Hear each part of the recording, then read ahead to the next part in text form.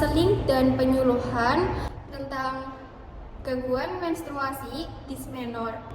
Sebelumnya, perkenalkan, saya Amelia Velin Purnamasari dengan NIM C10230013 sebagai anak SMA. Saya Melinda Dwi Maharani dengan NIM C10230016 sebagai mahasiswa. Saya Lili Suryani dengan NIM C10230010 sebagai anak SMA. Saya Cynthia Dika Putri dengan NIM C10230012 sebagai mahasiswa. Saya Rizka Ummi Agustina dengan NIM C10230018 sebagai mahasiswa. Saya Desatriana Yulestari dengan NIM C10230015 sebagai anak SMA. Suatu hari, anak usia remaja datang bersama ibunya untuk berkonsultasi dengan perawat mengenai nyeri perut yang sangat parah saat menstruasi yang dialaminya.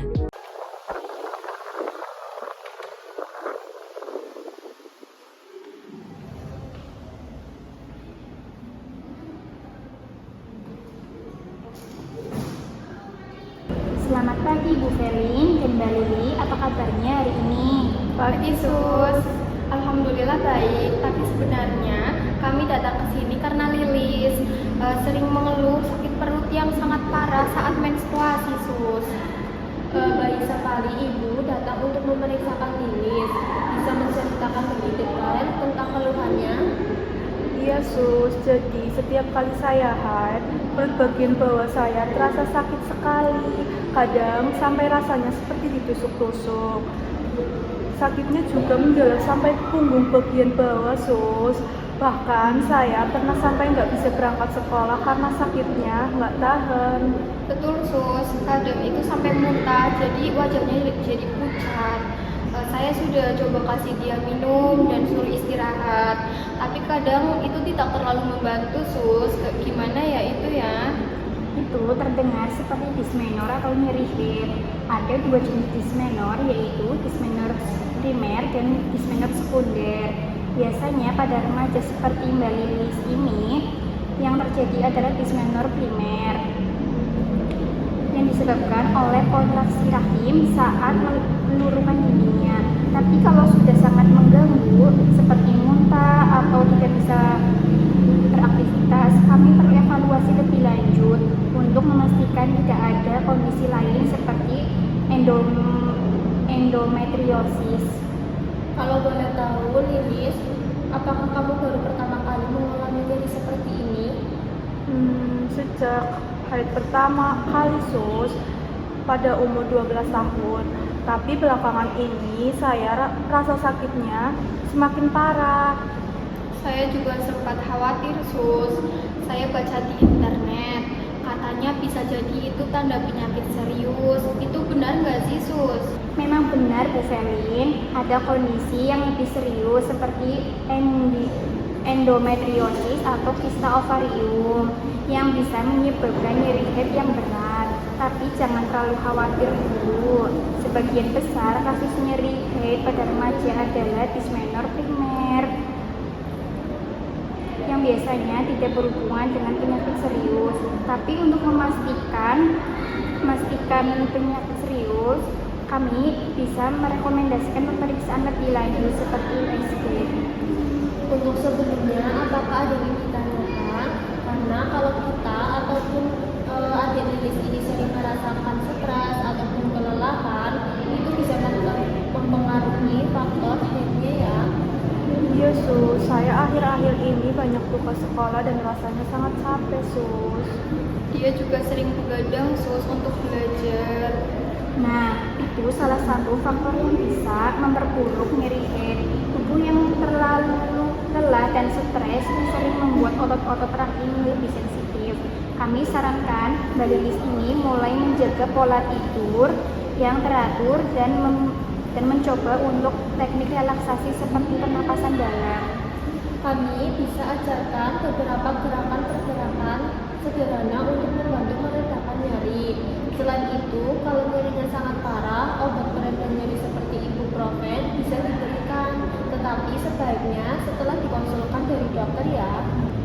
Oh begitu ya Sus. Saya juga ingin tahu apakah ada makanan yang perlu dihindari atau justru dianjurkan. Pertanyaan bagus, Bu Feli. Sebaiknya Mbak Lilis ini mengurangi konsumsi makanan olahan seperti kafein dan makanan tinggi gula, karena itu bisa memicu peradangan dan memperparah nyeri. Sebaliknya, perbanyak makanan yang mengandung magnesium seperti kacang-kacangan dan sayuran hijau, serta konsumsi air yang cukup. Jadi saya harus mulai makan lebih sehat dan tidur lebih teratur ya, Sus? Betul Lilis, itu langkah awal yang sangat baik. Kami juga ada brosur panduan pola hidup sehat untuk mengurangi nyeri head, nanti bisa dibawa pulang ya. Terima kasih banyak ya Sus. Saya jadi lebih tenang mendengar penjelasan dari suster. Sama-sama Bu Ferin, kami senang bisa membantu. Kalau ada perubahan atau nyerinya semakin parah, jangan ragu untuk datang lagi ya. Ya Sus, terima kasih juga ya. Saya jadi tahu harus apa kalau nanti head. Sama-sama Lilis, jangan sungkan untuk konsultasi. Kalau ada yang ingin ditanyakan, silakan bisa menghubungi kami ya. Ya Sus. Penyuluhan pada anak usia, remaja oleh mahasiswa kesehatan tentang dismenore. Assalamualaikum warahmatullahi wabarakatuh. Waalaikumsalam warahmatullahi wabarakatuh. Selamat pagi teman-teman, kami mahasiswa dari Universitas Bahmada Selawi. Sebelumnya, perkenalkan saya Ika dan rekan saya Cynthia, saya Inem. Kedatangan kami di sini akan melakukan penyuluhan tentang dismenor. Sebelumnya di sini saya akan memberikan brosur terlebih dahulu ya.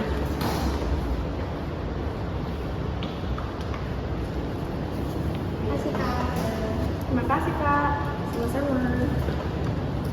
Yang pertama, kami akan menjelaskan tentang apa itu dismenor. Nah, langsung saja ya teman-teman. Di sini, apa itu dismenor? Apakah ada yang sudah tahu? Enggak Kak. Emang dismenor itu apa ya Kak? Nah, kalian udah hit semua kan? Udah Kak. Nah, dismenor itu merupakan keluhan yang sering dialami oleh perempuan pada saat menstruasi. Yaitu dismenor adalah rasa sakit atau nyeri perut yang hebat pada bagian bawah perut, tetapi ada menyebar hingga ke seluruh tubuh atau punggung bagian bawah, seperti pinggang, panggul, paha atas hingga petis. Yang terjadi saat perempuan mengalami siklus menstruasi. Nyeri biasanya berlangsung sesaat sebelum menstruasi. Selama menstruasi hingga berakhirnya siklus menstruasi, nyeri yang terus-menerus membuat penderitanya tidak bisa beraktivitas. Gitu ya teman-teman. Ya Kak. Teman-teman di sini ada yang pernah mengalami nyeri head nggak? Pernah Kak, rasanya seperti ditusuk-tusuk dan menjalar ke punggung. Iya Kak, aku kalau lagi head itu sakit banget perutnya.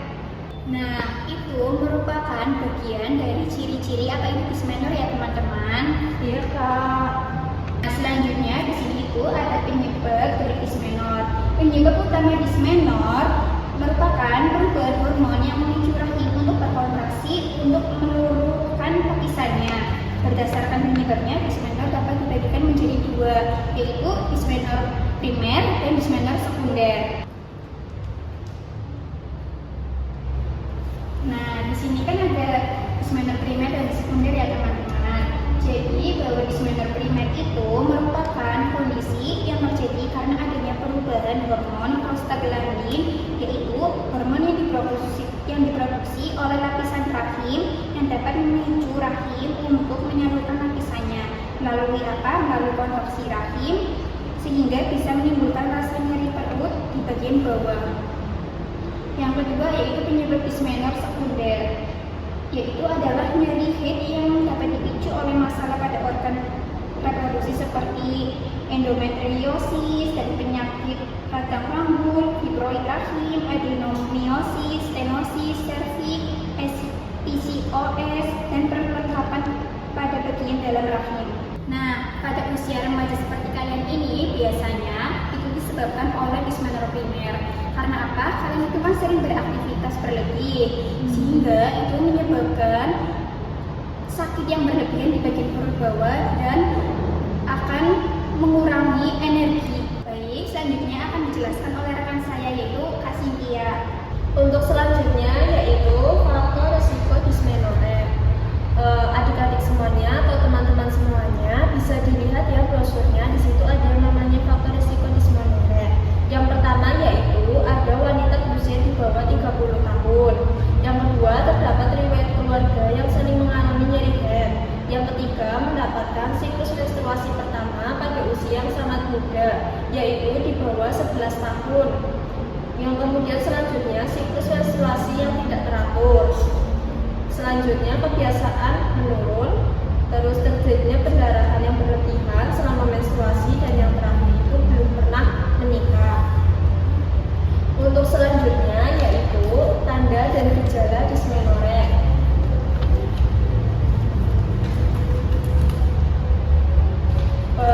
Adik-adik atau teman-teman semuanya bisa dilihat ya brosurnya.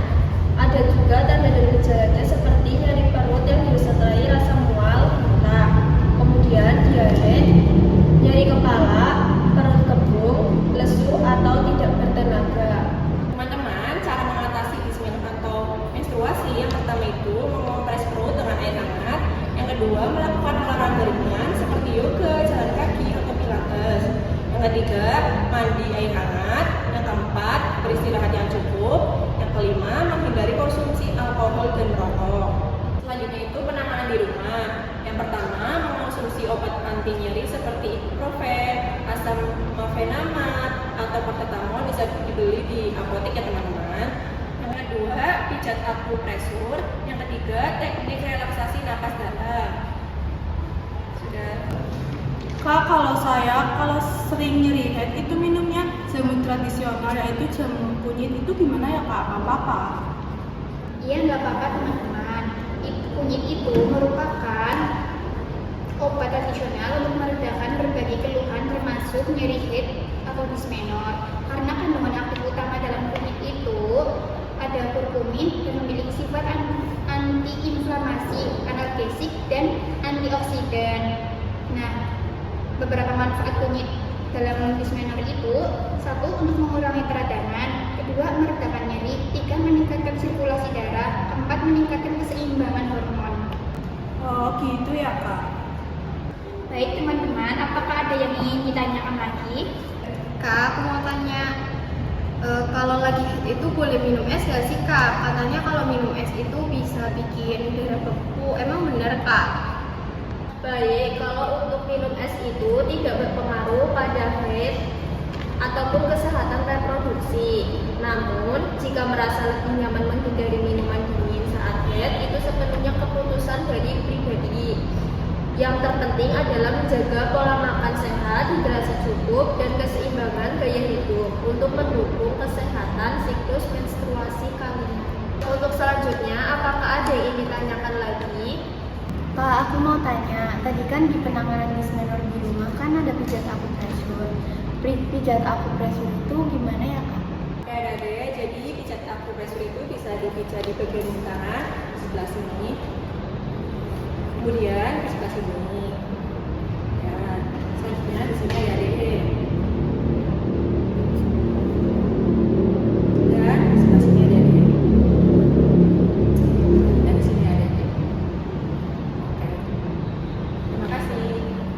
Apakah ada yang ingin ditanyakan lagi, adik-adik? Iya, ada Kak. Baik, kalau tidak ada yang ingin ditanyakan lagi, kami akhiri adik-adik. Assalamualaikum warahmatullahi wabarakatuh. Waalaikumsalam warahmatullahi wabarakatuh. Terima kasih Kak. Terima kasih sudah menonton.